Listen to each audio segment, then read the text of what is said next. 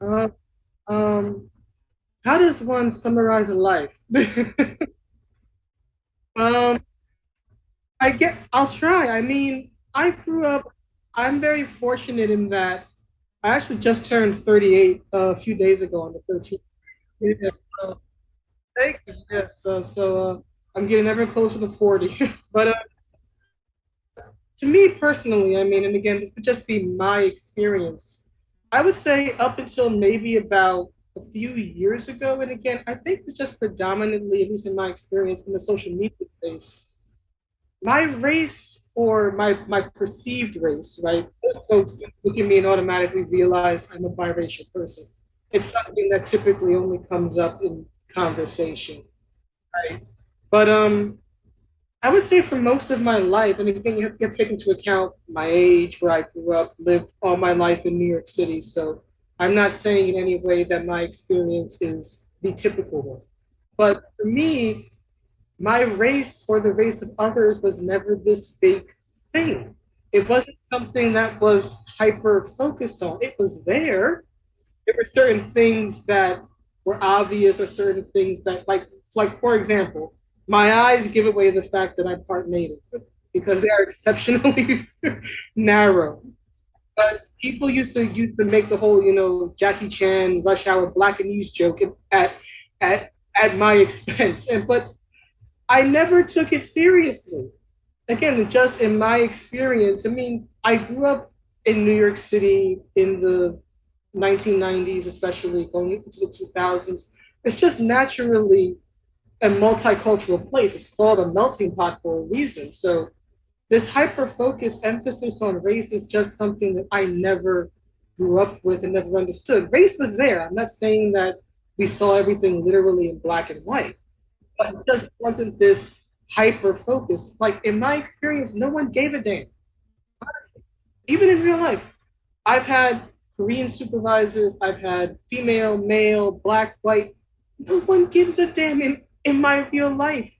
All they care about is, depending on the situation, for example, at work, people come to me because of what I do for a living, right? People remember me because they need something from me, or they know, oh, Gene knows this, Gene can do that, Gene can get in contact with this person. I'm not the black person in the office. I'm Gene. If anything, I'm defined more by my longevity. I've been in my line of work this year, I think, for what, about 11 years, and the place where I work for about a decade. So, if anything, that is what stands out, the fact that I'm lasting in a very stressful job more than my gender or anything else. Again, it's like, it's just there. It's just a part of things. It's only on social media where all of a sudden there's this intense focus on everything about race. And I'm like, that is literally the most boring thing about a person 9 times out of 10. So that's it. It's basically. Well, for one thing, I didn't really grow up a fan of Scooby Doo. I saw it as a kid growing up just because you can't avoid it. So it's been around. But I was never really a fan. That's more my brother's thing. He was into that. But I mean, just in general, it's like, how do I put it? It's like, again, to me, it's just nothing burger. It's like, okay, we've seen this 1,000 times already. It's not even here's the thing. I actually wouldn't mind it so much if it were a show about Velma, but Velma grew up in a different culture. She grew up in a traditional Indian culture and is sort of this, caught in between two worlds type of thing. Because the character is a teenager, right? So there would be her traditional Indian culture with her parents, and then the more secular American youth culture. That would be one thing. That might be interesting. But let's be honest, from what I've seen of the show, it's not about exploring a culture clash or how a young modern Indian girl teenager grows up in America. It's about Mindy Kaling. Mindy Kaling wanted to make herself the star of the show, and so she did. It's basically it. But I don't care. I'm like, why are people talking about it? But it's what we do. It's like, okay, if this was like the first time this were happening, I could kind of get it. But it's like, okay, this has been going on for years. How many times do we have to say the same damn things? I haven't really said anything. It's not Scooby Doo. The dog's not even in the damn show. It's Mindy Kaling's fan fiction. I mean, come on. There's like one. I saw some like. I think I commented. There were some photos online of like the suddenly Korean Daphne, and I'm like, I've seen Korean people. I've seen Korean women. I've seen Korean redheads. They don't look like Daphne on the show. But Mindy Kaling as cosplaying as Velma, and suddenly Korean Daphne. I'm like, oh, so this must mean that Mindy Kaling had or has a crush on the character. That's pretty much it. That's pretty much it. It's shipping herself with with the other female on the show. And then I saw something from Bounty in the comics Mindy Kaling is claiming that this Velma is a gay icon. I'm like, oh please! I grew up with actual gay icons. Cher, Madonna, Xena. Please, this is not a gay icon. It is. I agree. And the sad thing, especially with the whole Little Mermaid thing, I've made several videos about it, is that well, reactionaries online who are so quick to defend it will automatically assume that you must hate the actress because you disagree with the casting decision. For me at least, I can't speak for others, but for me, that's not the case at all. My biggest concern is that, especially since Halle Bailey's like 22, 23, she's very young, right? I don't see how this really helps launch her career. She's playing a race swap of an iconic character, and you know that once the movie comes out and it's done and they have their initial push, as it dies down, as they do, right? Disney will just go back to the regular official presentation of the character anyway. My biggest thing with it, in my opinion, if Disney was truly about helping this young woman elevate her career, you can do a new Little Mermaid film. To me, that's not the problem. Tell a different story. Make a new mermaid. You can cover the same similar beats, right? Young girl, she falls in love, she gets mad at her father, she turns to an evil sea witch character. You can hit the same plot points. But you can tell them in a different way with a different character instead of, like you said, thinking, oh, we'll just literally just paint her brown and suddenly now representation. It's like, yeah, in a very literal sense, it's representation, but is it good representation? I don't think so. This is why I've always spoken against, whether it's in tweets or in videos, against race swaps or mantle swaps. It's like how I think I've said it in a tweet recently, like something about Black Captain America, whether it's about Falcon or something. And I was like, that's the problem. Falcon, Sam Wilson, gets buried under the mantle of Captain America because he's the Black Captain America. No one mentions that Steve is white. No one refers as the white Captain America. He's Captain America. When Sam Wilson is Falcon, he's Falcon. Nobody refers to him as Black Falcon. He's just, but when he becomes Captain America, suddenly he's the black version of. That's the problem. The race becomes the focus, not the character. But if you look at most of Disney's live action films, I think this is the only one where they did a race swap. I mean, I saw the Beauty and the Beast live action. I hated it. I still want my money back. It's been years. I want my money back. But they didn't race lift Mulan. They didn't even nationality lift her, right? Because she's the Asian princess, right? But she's Chinese. So what they still casted predominantly Asian actors for the various roles, or Chinese actors. She suddenly didn't become Japanese or Vietnamese, Korean, right? So they tried, at least on the surface. I mean, that film got roasted from pillar to post by Chinese people, and not. It's just a plain bad movie. But still, even in that, they at least on the surface tried to keep everything fairly consistent. Right? It was only in the details where they really messed things up. But on the surface, they still casted a Chinese actress to play a Chinese warrior hero. But when it comes, and that's the thing, when it comes to white people, right? This idea of a white character can be reimagined as anything but white. A white mantle, Captain America, for example, can be like the whole Miles Morales Thor thing.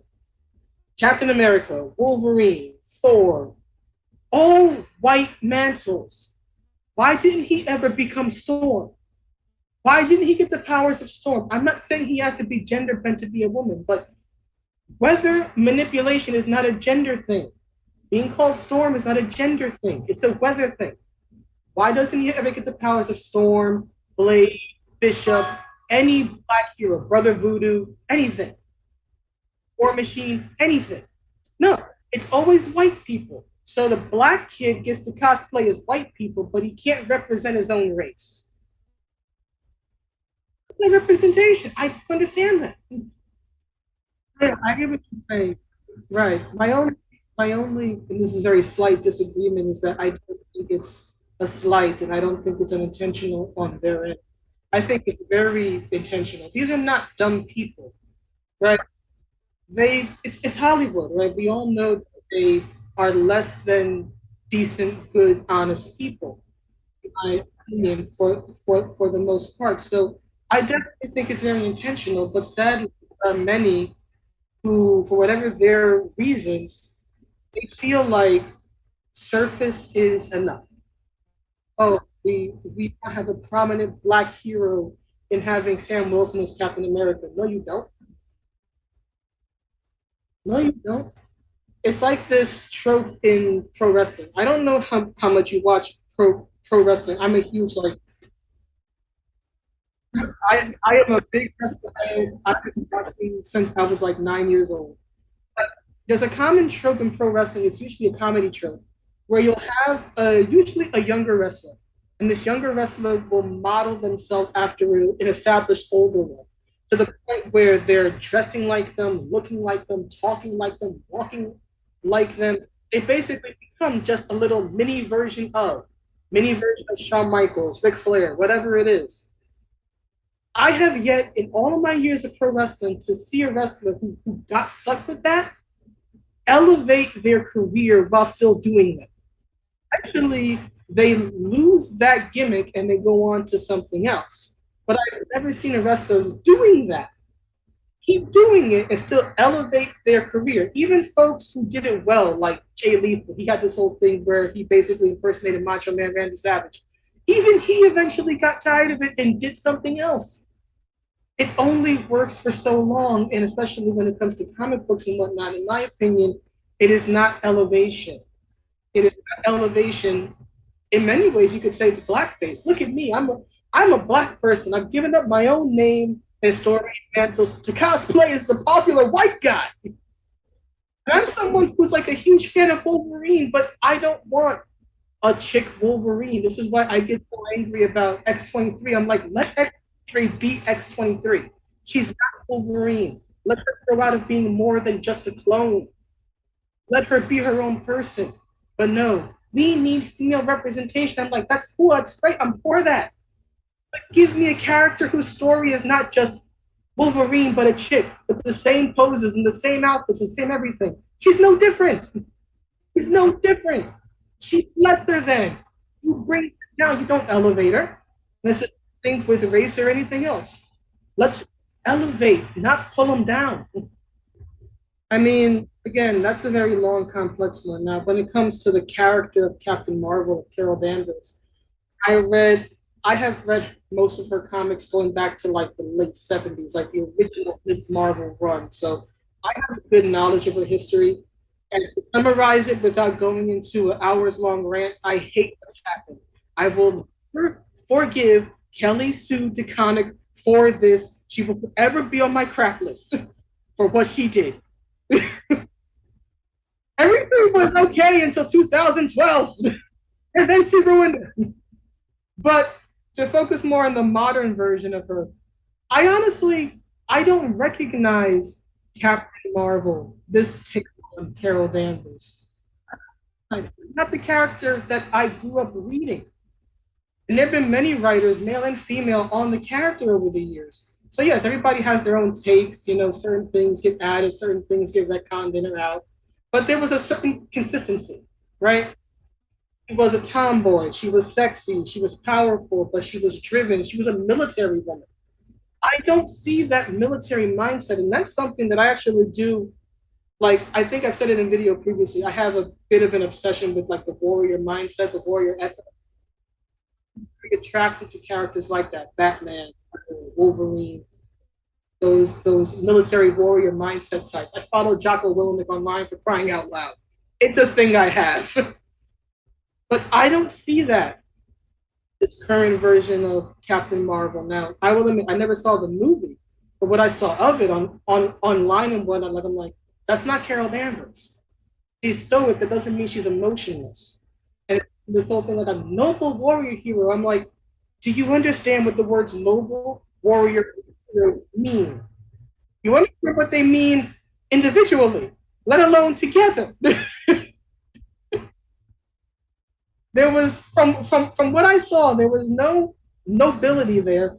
Whose life is she saving? What sacrifice is she making? Tony Stark at the end of the Iron Man films is more heroic because he's willing to die to save the world. That's noble. That's heroic. That's a warrior. What the hell is she? She is girl power. She is the complete misrepresentation of girl power. Do not get me started. I can go all day. I don't think they even understand who the character is supposed to be. She's always, at least in my experience, she's always been torn between sort of the best way I can put it is that it's almost Wolverine like in that he wants a normal life. If you look over the history of the character in the comics, most of the time she desires a normal life. But whether it's by her nature or later on taking on the powers of the original Captain Marvel, who was a man, he was free, right? She has this very strong warrior side. In fact, in the original 70s comics, that was how Miss Marvel manifested. Carol would be, she was very much like a 70s kind of like feminist type character. So, very assertive, very, sisters are doing it for the type person. But then she would randomly pass out, turn into Miss Marvel. And as Miss Marvel, she would go save people. She would get into adventures. But she was about helping folks. Even when they sort of moved the character away from all of that and made the feminist angle less overt. She's always been a feminist character, but they toned it down a bit over the years. It was more just a part of her as opposed to having to just shout it at you, especially Chris Claremont. But she was always trying to help people. She was always the hero who could save anyone but herself. Rogue, for example, right? She could best anybody until she ran into Rogue and Rogue stole her powers and damn near killed her, right? But I would say the best run of the character, and I think if you want to get a decent idea of who she was prior to all these changes by Kelly Sue, is the run by Brian Reed. This was in like '06 to like 2010 during the Civil War. That was a Carol who was driven to help people. There's one story where she ends up meeting alternate versions of herself. There's like an alternate murderous version of herself hunting down alternate versions of Rogue. So she and Rogue have this like strange bedfellows. They have to team up. But in the beginning of that story, Carol finds out that an alternate universe version of herself basically got drunk because she's had a history of alcoholism, got drunk, never worked past that, never learned to control that, sat on her ass basically while a town got destroyed. And Carol gets pissed. He gets sincerely angry. And this is not even like main 616 Carol. This is just an alternate reality. But the idea to her that there was an alternate universe version of herself that was so selfish, that wouldn't even get off of her ass and go save people, infuriates her. That's the Carol Danvers I grew up reading. Where the hell is she? Is she? Well, that's the thing. They didn't think the writers or whomever didn't think about any of that. The thing is that they expect people to just go see the film because it's Marvel. It's a female lead, right? Right. That was what they marketed the whole film on, right? Look, we have a first female lead. It's like, well, y'all done had Black Widow for like 10 years, and then finally, when you make a movie about her, it's after she's dead in main continuity. So thanks that. I've noticed in general, I don't know if it's solely just to Black female characters, but I've noticed in general that there's this movement to take female characters and just make them lesbian or bi for the hell of it. But in the comics, they've been doing that too. more with the men, like with Tim Drake or whatnot. So I'm not entirely sure that part is racially connected. Maybe it's just a trend. I don't know. But when it comes to like black people or black women being portrayed as not human, I agree with you because I remember and how do I put it? This is geek media, but it's not necessarily MCU. I remember when was it, what, 2021 when the Mortal Kombat movie came out, the newest one. So I kind of got into it with one of the producers on the film because he did an interview where he said that he left Johnny Cage out of the movie because Johnny's a heroic white man. He was like, oh, well, we don't need that. I'm like, what? But anyway, another another issue I had was that in that movie they race lifted Melina, right? Now, without getting too deep into the lore, Melina has a sister, Kitana. They are always in the games together, right? Because Kitana is the good princess. Melina's literally her shadow archetype, right? So Melina evil, Kitana good. They race lifted her, which annoyed me enough because I'm like, they already race lifted her to be Asian in the most recent MK game for no reason. So that already annoyed me. So now we had another race lift, and this time she's black. She honestly, I mean, no disrespect or offense, but the actress that they chose actually looks similar to you. So I'm like, why are you going to race lift the villainous savage character and make her black? And not even include Princess Kitana. Because at least if you had the actress playing both roles, okay, they've always been in the games together. One is good, one is evil. You can at least show her in two different roles. But what I saw of it, they only had Melina. They only had the Savage. So you want to take a young black woman and cast her as the flesh eating savage, the evil sister. Yes, this is racial. This is racial progress. This is awesome, man.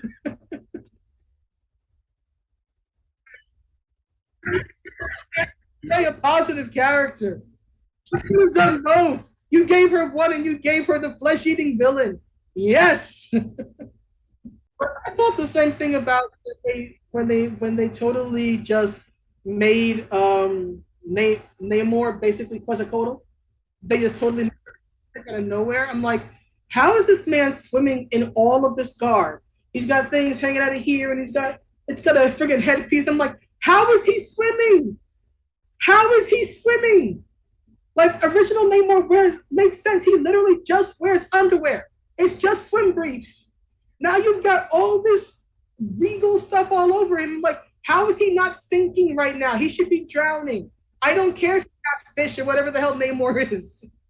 He's drowning right now. Oh come on! Every girl, every kid who grew up in the hood knows a fight breaks out. You take off your earrings. If you've got Vaseline, you put some Vaseline on. We all know how to hood fight. And we all know the first thing you do is take off everything but your rings. If you have rings on, you keep them on. Otherwise, everything else goes. You take off your jacket, everything. Yeah. That's the thing. The way Europeans fought and all that armor is very different than say a samurai did, right? Samurais didn't wear, I mean, they wore armor, but like you said, they wore cloth, they wore shoes, they wore plates around certain parts of their body to protect them as much as they could. They weren't walking around in literal metal suits. Yeah, you would. That's the weird thing about these modern day adaptations. They will change things that don't need to be changed, but things that need to be changed or need to be explained better, they will totally leave alone. But right, but the thing is that outside of the magical elements like Mushu or the spirit watching over her, they don't play a major role. Even in the '98 film, Shan Yu is just a very strong, powerful warrior, right? Taking Mushu and the spirits out of it, it's actually a fairly grounded PG rated war film. I mean, that's literally how like Girl Worth Fighting For, which is my favorite song from the film, starts. They're on a march They're bored, they are tired, they're just trying to just not fall apart. And that's why they start singing. That's what happens in actual militaries. They start keeping cadence to keep, um, first of all, just to keep their minds, not going crazy, but also to stay, in formation. You could have removed all of the over the top theatrical elements and just focused on the war film part, and it would have been fine. And to your point, none of the soldiers, including Mulan, are superpowered, right? The older ones, like Shang, for example, or Shan Yu, are experienced, talented warriors, but no one can fly. No one has superpowers. No one turns into a bird out of nowhere. Like the whole "I'll make a mad at you" sequence is her proving her worth. She sucks at first. They all suck at first. She had a chance to go home dishonored. She doesn't take it. She proves that I'm gonna beat this challenge. And what happens? Then she goes from worst to first, and they completely miss that part. She's not be the powerful conquering hero who's hiding herself. The only thing she ever hides is her gender, because if she doesn't, she'll be killed. And even so, the consequences of that when they eventually find out. How did she get there? She got injured trying to save everybody's life. And what happened? The whole full mercy thing. We will technically spare you by leaving you here in the snow with the horse. Bye bye. They didn't all go, oh, this is, you have, broken the law, dishonored us, all this other stuff. But we're totes okay with it because we are progressive ancient Chinese men bred for war. So we will totally accept this, and you can come with that hero. It's like, yeah, the most unrealistic thing that happened in the 98 film is that she wasn't killed for what she did. In real life, God, the military wasn't going to have that. The emperor wasn't going to enumerate all of your crimes and then say, you know what, everybody should not bow down to you. Those were the most unrealistic elements. That was not happening in ancient China. But good, you did. You were still a woman. You still broke the law. You still went against tradition, and you were. No, I agree with you. Right, right. I agree with you. Now, on the Quora thing, how do I put it? I view it differently. I understand why people don't like Cora as a character. I understand that. I think it's all of bad writing. But the creative decision to make her like be overpowered, I actually don't mind, and I'll explain why. Because she's literally, at least in my opinion, she's literally meant to be the opposite of Aang in every way. She's a woman. She's from the water tribe. She's dark skinned. He had one power, air, had to learn the rest of them. She has everything but one, air, because he was spiritual, she's not. So to me, I've always been of the opinion that a lot of the vitriol, and again, I'm not saying a good portion of it is not earned. I do think that they, like the first season, like is hard to watch. I really enjoy the show until about season 3. I have to admit. But I've always felt that there are some people who critique just the very idea of Korra without understanding what they were trying to do. What they were trying to do was to literally give a lead character who's literally the opposite of Aang in every way. She's not frozen for 100 years in ice. Right? She's living in her time. She has to face different challenges that Aang didn't have to deal with. She's living in an entirely different world, one that is more political, one that, and that's the theme of the show, one where the avatar isn't as needed anymore. The avatar isn't, necessarily Kung Fu Jesus as much as in Aang's time. So whenever people bring up the fact that, oh, she's OP and it's not fair, I'm like, no, it's not that it's unfair. It's literally the point. She has to deal with a different set of circumstances, different person. She's meant to be different. And initially, she's meant to be disliked. The problem is the poor writing never really. The best way, and this is not, I'm not sure if it's the best comparison, but I would compare it to like young Ahsoka in the Clone Wars. She's meant to be an over talented brat. Right? you're not actually supposed to like her at first. She goes through trials, she goes through tribulations, she makes mistakes, she grows and she changes, right? And that's consistent, right? She's not shown better than her masters. She may think differently, she may get them out of a jam, but no one ever thinks she can outfight Anakin or that she can outfight Obi-Wan, especially as a teenager, right? The problem with Korra was that she was shown not just to be OP, but to somehow be better than Tenzin or better than Chief Beifong. And it's like, no, you're not. That was the problem. The poor writing didn't really pick up until about 2 seasons in. And then you take into account the second season and how they pretty much retconned everything about how the relation between the humans and the spirits work and all that. And so many people were just pissed off. They were never going to get a chance after that. I actually think season 3 is the strongest one because they finally start with the decent writing. It gets more character driven. And yeah, Korra from that point on, up until probably near the end of the season of the series, I should say, gets her ass kicked from pillar to post. She nearly dies. Like season 4, a good chunk of it is focused on her physical and emotional recovery. It's the emotional part. Her fear of who is it? Amana? No, Zat Zat Zat here, basically Henry Rollins. But anyway, right? She has to get over that more than the physical damage done to her. It's her feet she has to overcome. That's the harder part. But again, 2 seasons, and people were already mad at the show because it wasn't about Aang. It wasn't about Zuko. The one time Zuko's there, he's an old man. He really can't do anything anymore. Right? It's like you were already playing with fire.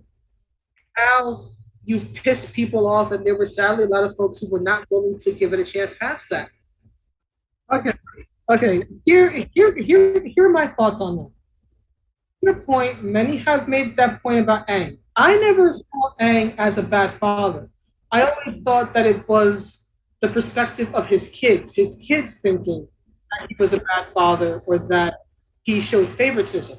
I always thought, here's the way I perceived the whole parentage thing with Avatar. I think what they were going for was to sort of break that ideal image, right? That the characters had and show them as more realistic people. Now, how well that worked is up to each person. Like just for myself, I never saw Aang as a bad dad.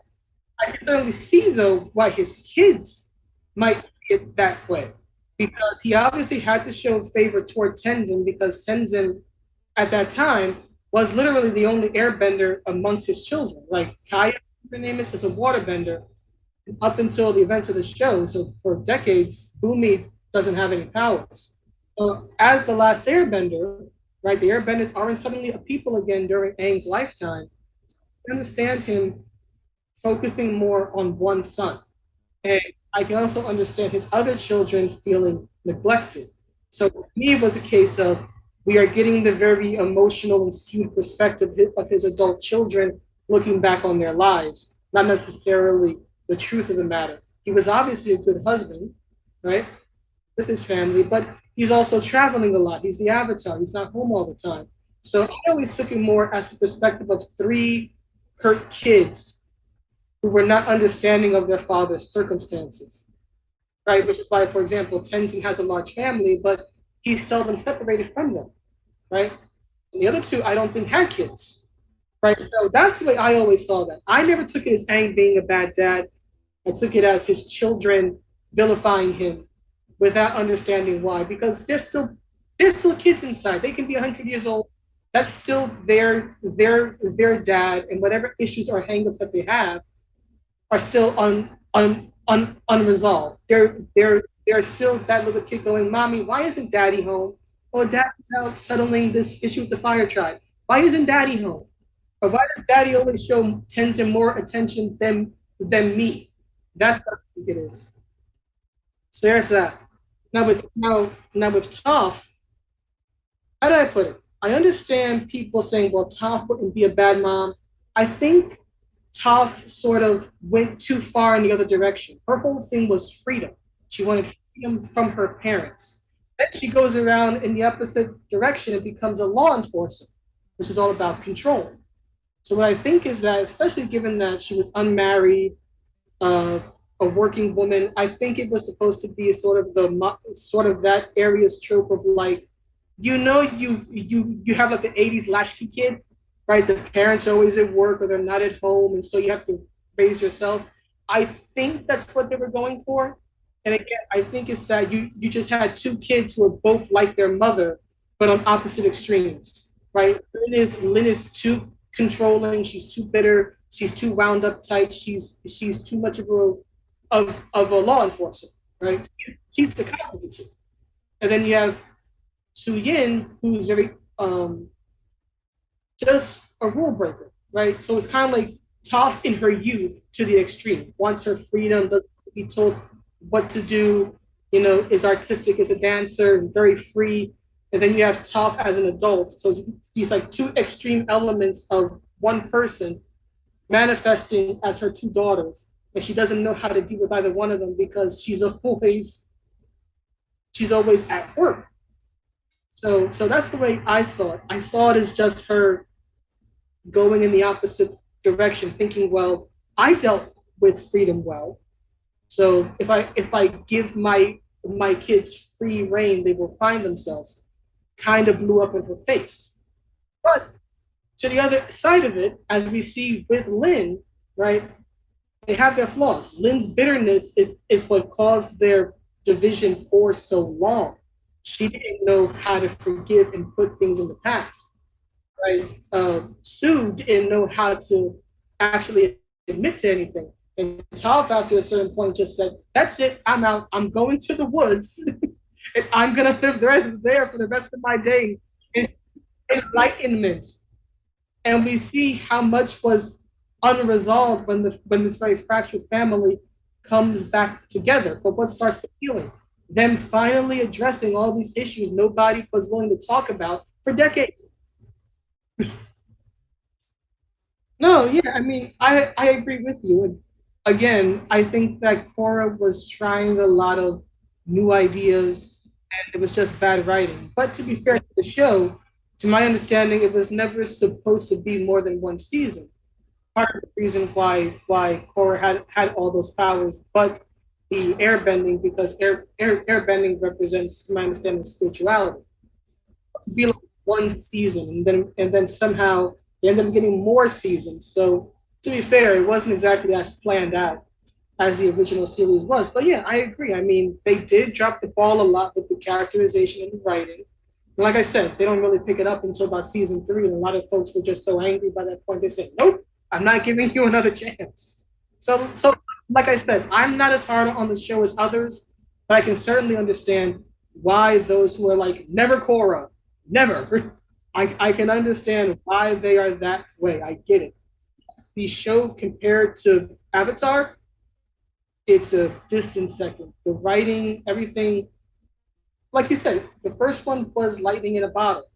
It's really hard to follow that up and be as good, let alone even better. So they were always sort of fighting off of their backs with Korra anyway. I think it would have been better if they had one invested more time into it in like the pre-planning process, had to think all this out, and probably would have been better if it just been its own separate thing. But when you attach it to the Avatar brand, that's already set a standard, a pretty damn high one. So thank you for having me. I don't get invites. I always find myself a little bit nervous doing this type of thing because I'm just very much an introvert. It's like having conversations like but thank you so much for having me on.